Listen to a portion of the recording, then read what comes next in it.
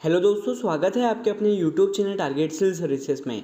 आज है 6 अप्रैल और 6 अप्रैल से जितने भी करंट अफेयर्स के क्वेश्चन बनने वाले हैं सारे क्वेश्चन को इस लेक्चर में हम डिस्कस करेंगे। और साथ ही दोस्तों इन करंट अफेयर्स के क्वेश्चन से जो भी एक्स्ट्रा फैक्टर बनेगा उन्हें भी हम देखने वाले हैं। सबसे पहले हम बात करते हैं, जो लास्ट क्लास में आपसे क्वेश्चन पूछा गया था कि विश्व पर्यावरण दिवस कब मनाया गया है। दोस्तों मैं आपको बता दूं कि ये जो विश्व पर्यावरण दिवस है यह प्रतिवर्ष मनाया जाता है 5 जून को। करेक्ट आंसर है यहाँ पे ऑप्शन 2। याद रखना आपको कि विश्व पर्यावरण दिवस प्रतिवर्ष कब मनाया जाता है, तो 5 जून को मनाया जाता है। और इसकी जो शुरुआत है दोस्तों, मतलब इसकी घोषणा सबसे पहले 1972 में की गई थी, लेकिन यह कब से मनाया जा रहा है, तो 1973 से मनाया जा रहा है। ये आपको पता होना चाहिए। और अब दोस्तों हम शुरुआत करते हैं जो लास्ट क्लास में क्वेश्चन किए थे उनके रिविजन की। तो रिवीजन का पहला क्वेश्चन है कि सेना प्रशिक्षण केंद्र के नए प्रमुख कौन बने हैं। यह बने एस महल। करेक्ट आंसर है यहाँ पे ऑप्शन 3।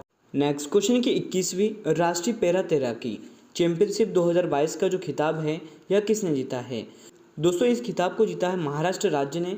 करेक्ट आंसर हो जाएगा यहाँ पे ऑप्शन 3। अगला क्वेश्चन है कि खेलो इंडिया यूनिवर्सिटी गेम्स 2021 का जो आयोजन है वो कहाँ पर होगा। इसका आयोजन होने वाला है दोस्तों कर्नाटक राज्य में। यहाँ पे करेक्ट आंसर है ऑप्शन 2। नेक्स्ट क्वेश्चन है कि 1 अप्रैल 2022 को भारतीय रिजर्व बैंक मतलब आरबीआई का कौन सा स्थापना दिवस मनाया गया है। दोस्तों ये जो स्थापना दिवस मनाया है ये है 87वां। करेक्ट आंसर है यहाँ पे ऑप्शन 3। नेक्स्ट क्वेश्चन की टेनिस टूर्नामेंट मियामी ओपन 2022 का जो खिताब है दोस्तों यह किसने जीता है। तो यहाँ पे हम बात करें महिला एकल खिताब का, यह जीता दोस्तों ईगा स्वीटेक ने। करेक्ट आंसर क्या है यहाँ पे ऑप्शन 2। और नेक्स्ट क्वेश्चन दोस्तों कि भूवैज्ञानिक सर्वेक्षण के नए महानिदेशक कौन बने हैं। यह बने हैं दोस्तों doctor S Raju. Correct answer क्या है यहाँ पे ऑप्शन 1। रिवीजन का अगला क्वेश्चन है कि आईसीसी महिला ओडीआई विश्व कप 2022 का जो खिताब है यह किसने जीता है। इस खिताब को जीता है ऑस्ट्रेलिया ने। तो करेक्ट आंसर है यहाँ पे ऑप्शन 2। और रिवीजन का लास्ट क्वेश्चन दोस्तों कि हाल ही में किस देश में आपातकाल की स्थिति घोषित कर दी गई है। घोषित किए दोस्तों श्रीलंका में। तो करेक्ट आंसर है यहाँ पे ऑप्शन 4। और अब दोस्तों हम शुरुआत करते हैं आज के करंट अफेयर्स की। और इससे पहले दोस्तों मैं आपको यहाँ पे कुछ बताना चाहूँगा कि जो हम डेली करंट अफेयर्स के क्वेश्चन कर रहे हैं, यहाँ पे हम दोस्तों बात करते हैं वर्ल्ड और नेशनल करंट अफेयर्स की, जिसके साथ हम देखते हैं डेली जीके तड़काडोस। यहाँ पे हम ऐसा सेलेक्टेड क्वेश्चन करते हैं जो आने वाले भारत के सभी कॉम्पिटिटिव एग्जाम, जैसे कि हम बात करें एसएससी के सभी एग्जाम हो गए, railway group D, RRB, NTPC और बैंक के एग्जाम हो गए, और ऐसे ही दोस्तों स्टेट के जो भी एग्जाम होते हैं इनमें सभी में ये क्वेश्चन पूछे जा सकते हैं। और यह सभी क्वेश्चन मोस्ट रिपीटेड क्वेश्चन होते हैं जिनको दोस्तों आपको ध्यान से देखना है। यहीं पे हम दोस्तों हम जो लास्ट क्लास में जो भी क्वेश्चन करते हैं उनके रिवीजन भी करते हैं, और साथ ही यहाँ पे हम बात करते हैं डेली एक क्वेश्चन ऑफ द डे की, जिसका आंसर हम नेक्स्ट क्लास में जानते हैं। तो ये खासियत होती है दोस्तों हमारे डेली करंट अफेयर्स की, जो आपको देखना है। और साथ ही दोस्तों यहाँ पे आपके लिए एक बहुत ही खुशखबरी है कि जल्दी ही दोस्तों हम आपको जनवरी से मार्च तक जितने भी हमने करंट अफेयर्स के क्वेश्चन किए थे जो डेली क्लासेस में हम कर रहे हैं, वहाँ से दोस्तों जो सिलेक्टेड क्वेश्चन है जो आने वाले आपके एग्जाम में पूछे जा सकते हैं, इनकी मैंने दोस्तों आपके लिए एक पीडीएफ तैयार की है, जिसका दोस्तों जो प्राइस रखा है वो बहुत ही कम रखा है, और जल्दी इसकी घोषणा मैं कर दूंगा। और इसके लिए दोस्तों मैं एक व्हाट्सएप नंबर जारी करूंगा, जहां पे आपको उस व्हाट्सएप नंबर पर जो पीडीएफ होगी दोस्तों उसके लिए आपको कुछ प्राइस पे करना होगा, या तो आप फोन पे से कर सकते हो, या गूगल पे, या पेटीएम से। इसका दोस्तों जो स्क्रीनशॉट है हमारे व्हाट्सएप नंबर पर सेंड करना होगा, जिसका जवाब आपको हमारी जो टीम है जल्दी दोस्तों आपको वो पीडीएफ उपलब्ध करवाएगी। और जल्दी दोस्तों आपको हम इस पीडीएफ का जो प्राइस होने वाला है वो कितना होने वाला है, और आपको किस नंबर पर पे करना है, और साथ ही आपको वो स्क्रीनशॉट है वह किस नंबर पर सेंड करना है, ये भी आपको जल्दी ही बता दिया जाएगा। तो अब दोस्तों शुरुआत करते हैं आज के करंट अफेयर्स की। पहला क्वेश्चन है कि किस राज्य ने नंदिनी क्षीरा समृद्धि सहकारी बैंक की स्थापना की है। यह स्थापना की है दोस्तों कर्नाटक राज्य ने। करेक्ट आंसर है यहाँ पे ऑप्शन 3 कर्नाटक। दोस्तों कर्नाटक सरकार ने 1 अप्रैल 2022 को नंदिनी क्षीरा समृद्धि सहकारी बैंक की स्थापना की है। यह सरकार का अपना बैंक स्थापित करने का एक विशेष कार्यक्रम है जो सरकार को वित्तीय सहायता प्रदान करेगा। साथ ही राज्य सरकार ने अपनी जो शेयर पूंजी है इसके रूप में दोस्तों 100 करोड़ रुपए प्रदान किए हैं। तो आपको यहाँ पे याद रखना है कि कर्नाटक राज्य ने नंदिनी क्षीरा समृद्धि सहकारी बैंक की स्थापना की है। और यहाँ पे हम दोस्तों बात कर रहे हैं कर्नाटक राज्य की, जिसके वर्तमान में मुख्यमंत्री बसवराज बोम्मई हैं और यहाँ के गवर्नर दोस्तों थावरचंद गहलोत है। यहाँ पे हम बात करें कर्नाटक राज्य की राजधानी क्या है, तो यह बेंगलोर है और लोकसभा सीट दोस्तों 28, राज्यसभा सीट 12 और विधानसभा सीट 225 है। तो यह सभी महत्वपूर्ण पॉइंट है कर्नाटक राज्य से जो आपको याद रखना है। और अब चलते हैं अगले क्वेश्चन की ओर। और आपके अगला क्वेश्चन दोस्तों कि राष्ट्रीय रक्षा अकादमी मतलब एनडीए के नए कमांडेंट कौन बने हैं। दोस्तों यह बने अजय कोचर। करेक्ट आंसर है यहाँ पे ऑप्शन 1। तो दोस्तों अजय कोचर राष्ट्रीय रक्षा अकादमी मतलब नेशनल डिफेंस एकेडमी के नए कमांडेंट बन गए हैं और इन्होंने दोस्तों संजीव कपूर का स्थान लिया है, ये आपको याद रखना है। यहाँ पे हम बात कर रहे हैं ये जो राष्ट्रीय रक्षा अकादमी है यह दोस्तों भारतीय सशस्त्र बलों का एक संयुक्त रक्षा सेवा शिक्षण संस्था है जिसकी स्थापना 1954 में की गई थी और इसका मुख्यालय पुणे महाराष्ट्र में स्थित है। तो आपको याद रखना है कि राष्ट्रीय रक्षा अकादमी के नए कमांडेंट कौन बन गए हैं, तो यह अजय कोचर बन गए हैं। और अब चलते हैं अगले क्वेश्चन की ओर। और आपके अगला क्वेश्चन दोस्तों कि 64वें ग्रैमी पुरस्कार समारोह का जो आयोजन है वो कहाँ पर हुआ है। इसका आयोजन किया गया है दोस्तों लास वेगास नेवादा में। करेक्ट आंसर है यहाँ पे ऑप्शन 1।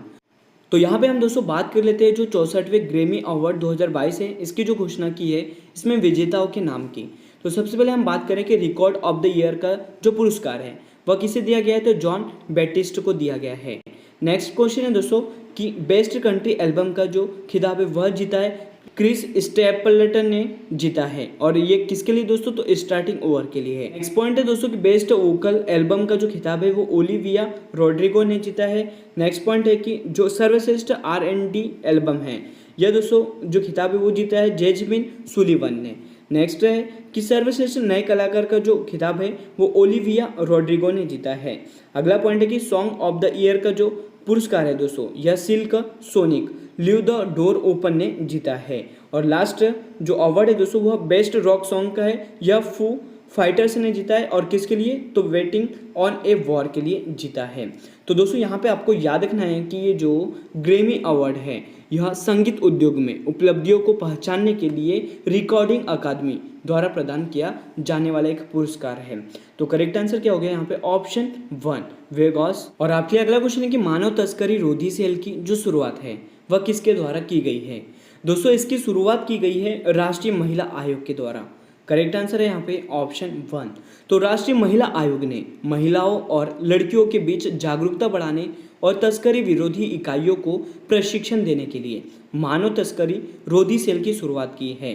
दोस्तों ये जो नेशनल वुमेन कमीशन है यह कानून प्रवर्तन एजेंसी की जवाबदेही भी बढ़ाएगा और मानव तस्करी के मामलों से निपटने की दक्षता में सुधार करेगा।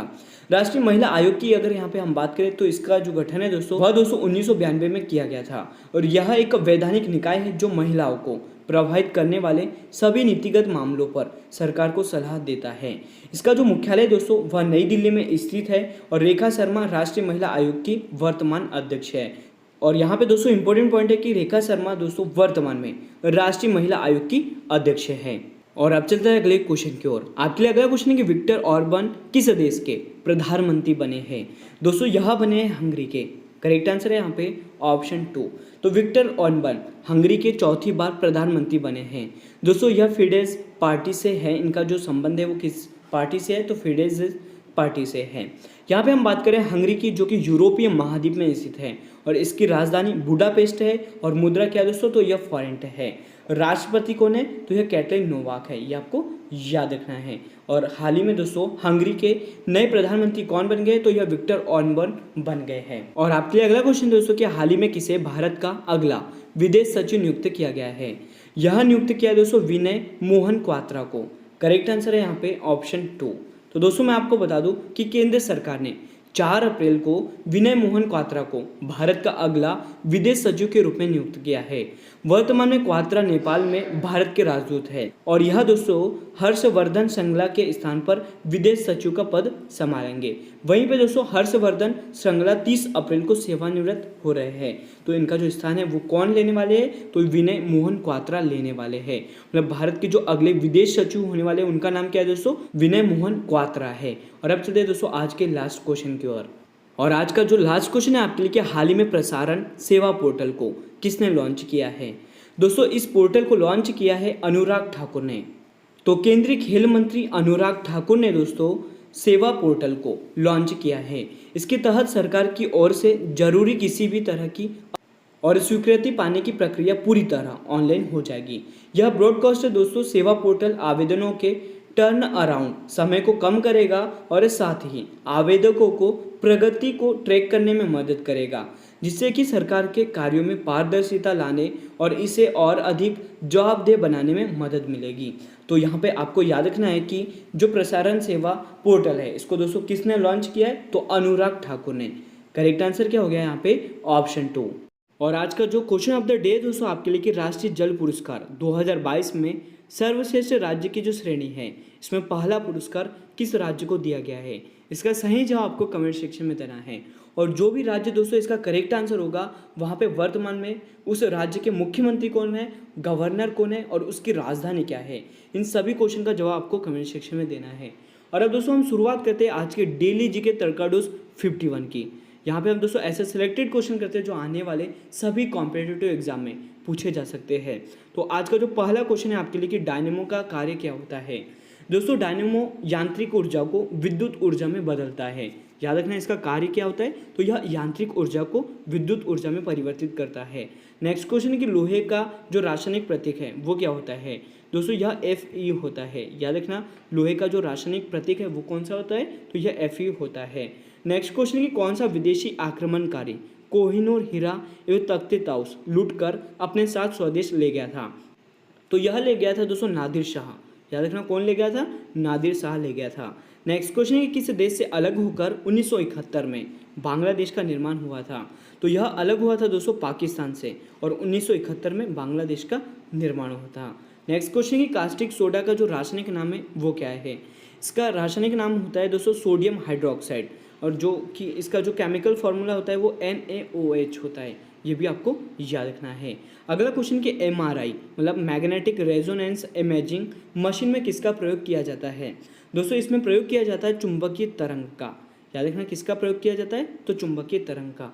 अगला क्वेश्चन है कि किस हार्मोन को लव हार्मोन के नाम से जाना जाता है। तो दोस्तों यह ऑक्सीटोसिन हार्मोन होता है जिसे लव हार्मोन के नाम से जाना जाता है। नेक्स्ट क्वेश्चन है कि भारत में जंगलों का सबसे बड़ा क्षेत्र किस राज्य में स्थित है। तो यह स्थित है दोस्तों मध्य प्रदेश राज्य में। नेक्स्ट क्वेश्चन दोस्तों कि शिव समुद्रम जलप्रपात किस नदी पर स्थित है। तो यह स्थित है कावेरी नदी पर। याद रखना कौन सी नदी पर स्थित है, तो कावेरी नदी पर स्थित है। अगला पॉइंट है दोस्तों कि ग्रैमी पुरस्कार किस क्षेत्र में दिया जाता है। तो यह दिया जाता है दोस्तों संगीत के क्षेत्र में। याद रखना ग्रैमी पुरस्कार किस एरिया में दिया जाता है दोस्तों, तो यह संगीत के क्षेत्र में दिया जाता है। तो दोस्तों आज के जो डेली जी के तड़का डोज है वो यहीं पर एंड होता है और अब दोस्तों आज का लेक्चर भी यहीं पर एंड होता है। तो दोस्तों मिलते हैं नेक्स्ट लेक्चर के साथ। So thank you so much guys for watching this video. Bye bye, take care.